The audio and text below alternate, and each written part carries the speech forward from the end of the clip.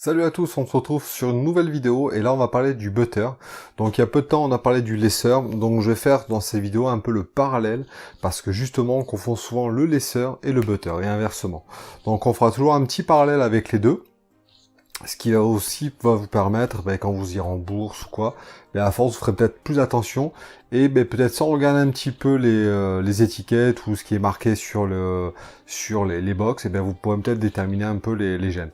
Donc là on va parler brièvement de génétique et après on va parler dans le vif du sujet, c'est-à-dire de la description du gène.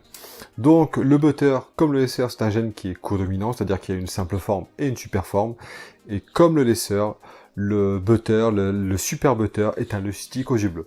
Donc là, directement, un petit peu de génétique, vite fait, juste un petit rappel. C'est parti. Donc là, la première image, on a d'un côté un super butter et de l'autre côté une femelle classique, donc c'est-à-dire deux allèles classiques sur le gène butter. On n'obtient que des simples butters, c'est-à-dire des butters hétérozygotes. Donc c'est toujours un petit rappel rapide. Autre cliché, là on a un super butter avec un hétérozygote butter, on obtient 50-50. Donc 50 de simple forme, 50% de super forme. Voilà, c'était le petit rappel rapide sur la génétique. Voilà, la partie génétique est terminée, donc c'est toujours une petite piqûre de rappel. Alors désolé pour les plus expérimentés, ça leur sert pas beaucoup, mais voilà, c'est surtout pour les moins expérimentés. Je ferai toujours ça sur toutes les vidéos, deux petites images rapides. Si vous avez des difficultés à comprendre la génétique, s'il y a des zones un peu floues ou quoi, n'hésitez pas à me contacter, que ce soit sur Facebook, sur Messenger ou sur mon mail. Je répondrai à toutes vos questions. Donc là maintenant on va passer à la description. Donc de temps en temps je ferai un peu le lien, un petit peu la passerelle entre le laisseur et le butter, parce que c'est des gènes qui sont quand même très proches. Avant de commencer, ce qu'il faut se remettre en tête, c'est que les juvéniles sont toujours beaucoup plus foncés que les adultes. Donc on aura un juvénile qui sera foncé, un adulte qui sera clair, exactement comme le laisseur. Et la différence, je rappelle la différence entre le laisseur et le butter, c'est que le laisseur lui est bien plus beige et le butter lui est bien plus jaune. Donc là maintenant on attaque. C'est parti.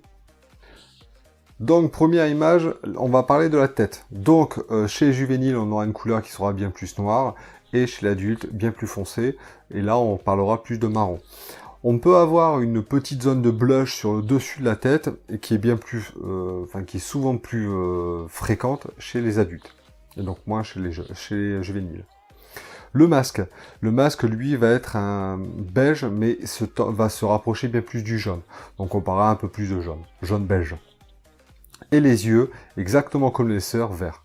Donc c'est pour ça que je faisais vraiment le parallèle entre le laisseur et le butter. C'est vraiment cette coloration, cette teinte sur le masque qui là va tendre bien plus sur le jaune que sur le beige. Alors la dorsale, c'est totalement aléatoire.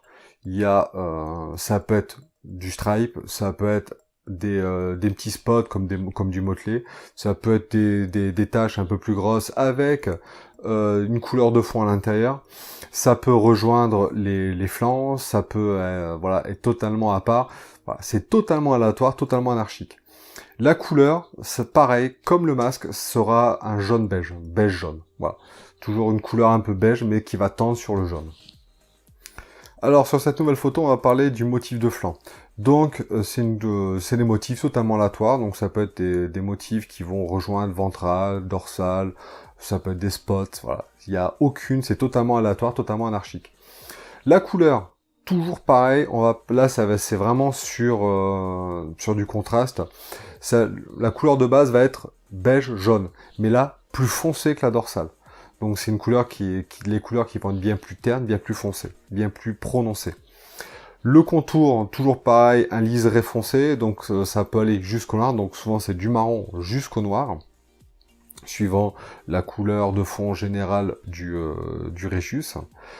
La chose qui est aussi marquante, c'est ce contour aussi blanc dans les motifs. Donc sur les motifs, là en plus c'est un juvénile, on voit d'autres teintes par rapport à les photos d'avant. Donc voilà, toujours pareil, une teinte qui va être jaune-beige, mais bien plus prononcée. En termes ça sera bien plus foncé. Alors maintenant on va parler de la couleur de fond. Donc il y a deux choses à voir sur cette couleur. Donc chez les juvéniles, on va avoir une couleur qui va tendre vers le noir, et chez les adultes, on va avoir une couleur qui va tendre vers le marron. Il y a, voilà, ça c'est les, en termes de couleur, c'est ce qu'il faut retenir. Ce qu'il faut aussi voir, c'est que on peut avoir des petites zones de blush sur le haut au niveau de la dorsale, ce qui est bien plus fréquent chez les adultes. Par contre, adultes ou juvéniles, on a toujours ces zones un peu ça fait que ces formes de flammes blanches qui sont sur le bas des flancs.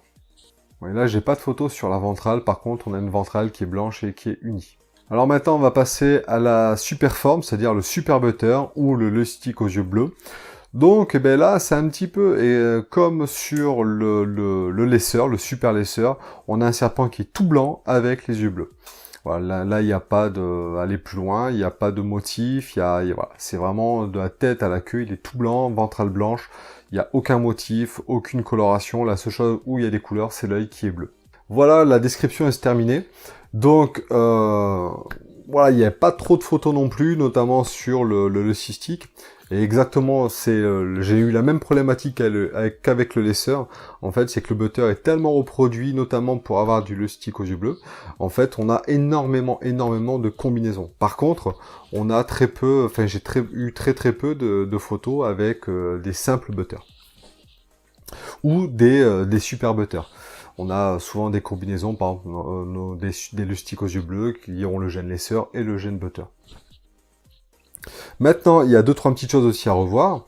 Donc, tout le long de la vidéo, et c'est ça qui était un peu plus compliqué sur cette vidéo-là, c'est que le butter, à la forme d'hétérozygote, est quand même très proche du laisseur à la forme hétérozygote. Ce qu'il faut retenir, comme je disais la dernière fois, et je le redis aujourd'hui, le butter a une teinte qui est plus jaune. C'est-à-dire que vous prenez, c'est toujours du beige, mais jaunâtre. Voilà, c'est ce terme-là qu'il faut retenir. On a un laisseur qui lui va être beige, et le butter qui va être beige jaunâtre. Il faut vraiment garder cette notion de jaune. La couleur, elle a tendance à s'éclaircir au fil du temps.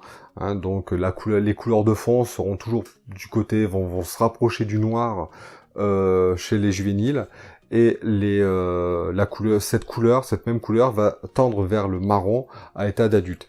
Pareil pour la couleur des motifs, du masque ou autre, on a une couleur qui sera un beige jaune, mais plus foncé à l'état de juvénile, et va s'éclaircir à l'âge adulte.